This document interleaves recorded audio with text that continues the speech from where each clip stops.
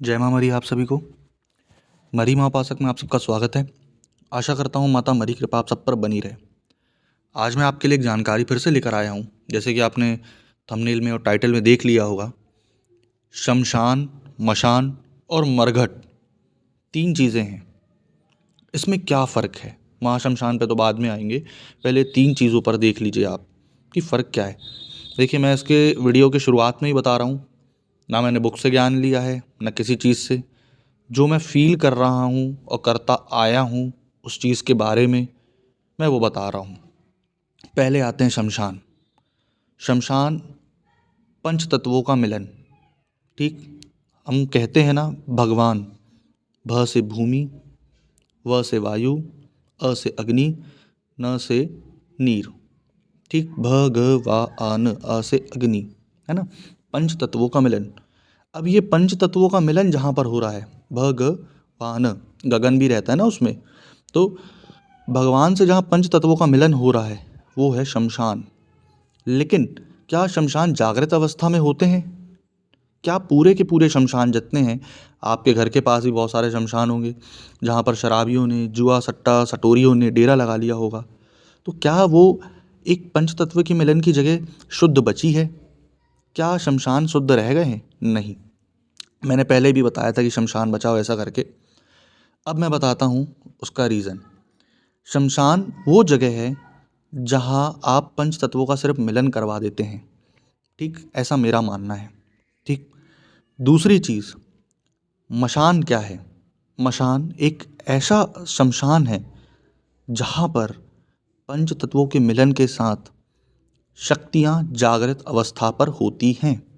आज भी ऐसे कई शमशान हैं जहाँ पर कोई देवी शक्ति का स्थान नहीं है, लेकिन जो शमशान जागृत अवस्था में होते हैं, ठीक, जो शमशान जागृत अवस्था पे होते हैं, वहाँ पे आपको भैरव का स्थान दिखेगा ही दिखेगा। इसका मतलब वह मशान है। मशान मतलब एक जागृत अवस्था शमशान की। कैसे जागृत अवस्था, में इसको थोड़ा और क्लेरिफाई करना चाहूँगा। जबलपुर से 50 किलोमीटर की दूरी पर बहुत सारे शमशान हैं। चाहे आप कटनी रोड पर जाइए, चाहे नागपुर रोड पर जाइए, चाहे कहीं भी, लेकिन वहाँ पर आपको कोई स्थान नहीं मिलेगा।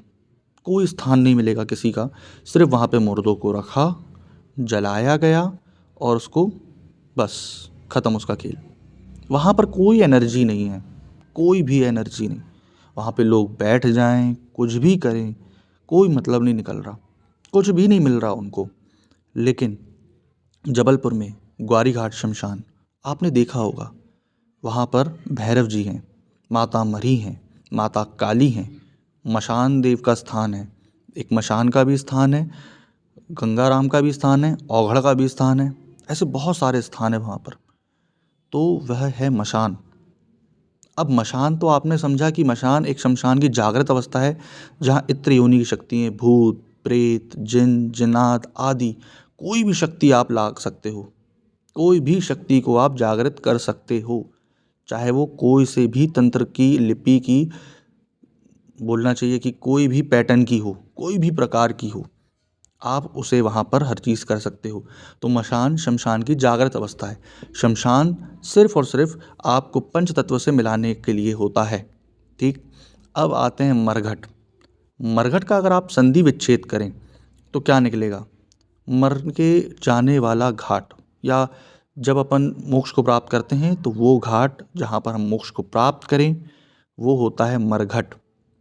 मरघट का मतलब क्या होता है? जो शमशान या मशान घाट के पास हो, और मोस्टली यहाँ पर मरही और काली का स्थान होता है क्योंकि ये वहीं की देवियाँ हैं, है ना।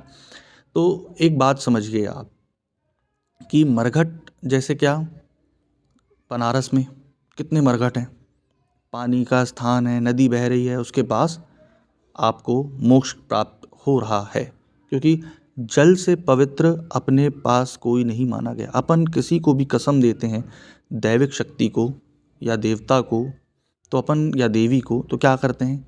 जल की कसम देते हैं, अन्न की कसम देते हैं, और जल से ही अन्न पनपता है। इस कारण से मरघट बहुत पवित्र स्थान माना जाता है और तांत्रिकों के लिए बहुत अच्छी जगह मानी जाती है। इसी को कहते हैं मरघटाई या मरघट, जहाँ पर घाट हो और शमशान हो।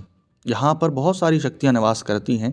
आप इस सारी शक्तियों को जागृत अवस्था पे ला करके अपने अनुसार काम लेते हैं, क्योंकि मरघट में आपको जैसे मैं बता रहा हूँ, पेड़ पौधे बहुत करीब मिल जाएंगे। वट का पेड़, पीपल का पेड़, बरगद का पेड़, नीम के पेड़, आँक के पेड़, अरंडी के पेड़, ऐसे बहुत सारे आपको यहाँ पर पेड़ मिल जाएंगे जिसमें आप अपने अनुसार काम ले सकते हो। ठीक, क्योंकि इसमें ही सबसे ज़्यादा शक्तियाँ विराजमान होती है। कपालनी वगैरह है, ठीक, भैरवी हैं वहाँ पर भी, ठीक, क्योंकि इतनी सारी शक्तियाँ जो हैं, मैंने बताया ना कि भैरव को भैरवी की ज़रूरत है। ठीक, अब दूसरी चीज़, किसी भी दैविक शक्ति को उसके अर्धांग की ज़रूरत है, लेकिन महाकाल खुद में सर्वोपरि क्यों हैं? क्योंकि उन्हें किसी की नीड नहीं। वही क्या हैं? महाकाली भी हैं, वही महाकाल भी हैं। इस कारण से ये सर्वोपरि माने गए हैं और इस कारण से ही इनका हर जगह निवास स्थान रहता है शिवलिंग के तौर पे। आप कहीं भी शमशान जाएं, मशान जाएं, मरघट जाएं, वहाँ पर आपको देखने मिलेगा कि शिवलिंग का निवास स्थान है। इसका मतलब क्या है? क्योंकि वो पूरी चीज़ों को कंट्रोल करके रखे हैं और वही हैं भैरव। क्योंकि लोग बोलते हैं ना शमशान भैरव, है ना, या मशानिया भैरव। वो मशानिया भैरव का मतलब क्या है? शमशान भैरव का मतलब क्या है? अनावरण क्या है इनका? भाई शिव को आपने वहाँ बैठाया ताकि वो सारी पावर्स को कंट्रोल करके रखें।